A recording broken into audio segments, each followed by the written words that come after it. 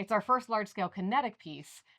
We are building a giant pop-up book out of steel. When closed, the front cover will be like 4 foot by 6 foot, opened up.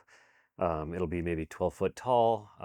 And we think it will be the heaviest pop-up book in the world when it's done. I had the idea for making a giant pop-up book out of steel for quite a while. We hadn't really done anything with serious kinetics before, and so I think we thought that would be a fun new thing to. We always like to try something we don't know how to do yet. And then as we were talking about it, the Burning Man theme came out, uh, and so the theme of Axis Mundi.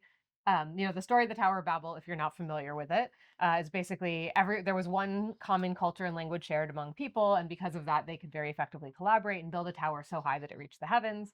But then God said hell no, and got rid of the tower and decided to smite everyone with having a diversity of culture and language. Which, let's not dwell on the fact that that was a smiting. The phrase that popped into my head was, "In the absence of gods, we smite ourselves." And our own devices is a little bit of a play out. Left to our own devices, we're going to build the tower and it's going to crush us. So that's a little bit of the, I don't know, theme behind the piece. The book will open up horizontally, so the tower extends vertically. And it's up on a sort of platform that has some The mechanism for opening the yeah, book, and it's basically. like a see-through, so it'll have acrylic edges that are edge lit and routed in, so really pretty lights and stuff. But one of the things is we want to be able to trace from when people are using the mechanism. So there's a big wheel in the front that you spin to make the thing unfold and refold. And you want to be able to see every step along the way and have it really clear there's like a mechanical linkage and not like a trick or Right. some hydraulics under the hood. Yeah, so, some people like to look at art by just sort of driving by or thinking about the philosophy or the inspiration or whatever. And we kind of like to look at the art to like check out the welds and see how they did everything. And so this is a little bit of a project for the people who like to look at the art and figure out how it's made. So we want everything to be very like clear and visible. And then also, pop-up books work because paper is very flexible and very light, and steel is neither of those things. So we also kind of wanted to play with the idea of making things out of the wrong material. So, making a pop-up book out of steel, making a plinth that's holding a heavy steel pop-up book out of acrylic. So, yeah, we definitely really overbuild things a lot. And I think in a way that is challenged by this project because the kinetics mean that the normal strategies for overbuilding something to build in robustness are more problematic when you're doing kinetics, right?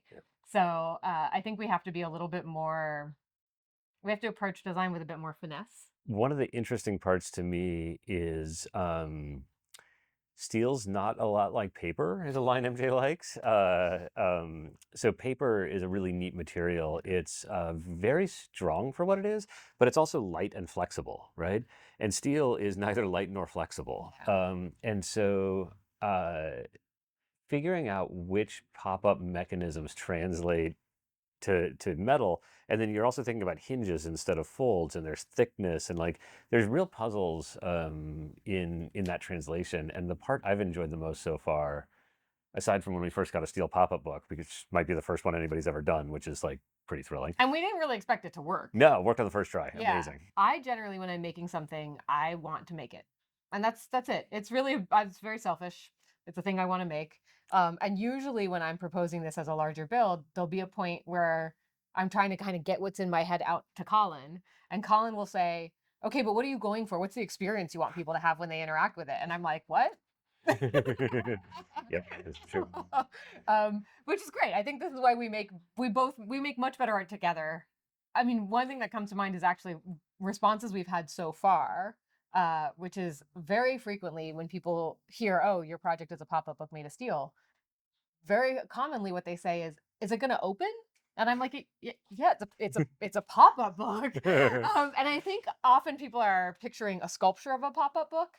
And so I think I'm hoping that there will be people who see it as a sculpture of a book or a pop-up book. And then when they get there and they realize they can turn a wheel and it pops open, they're like, "Whoa, I didn't expect that." That I would be happy with that. I think that's right. And I think one of the areas of progressive discovery is the mechanism, like we were talking about, the Yeah. linkage and the tracing it. Another one is the story. So this one's not going to have a super overt story, but the panels on the side will have routed into them a saying repeated in different languages, none of which are English. And that sort of forces a community translation project, but it will be fascinating to see how people choose to interact with it.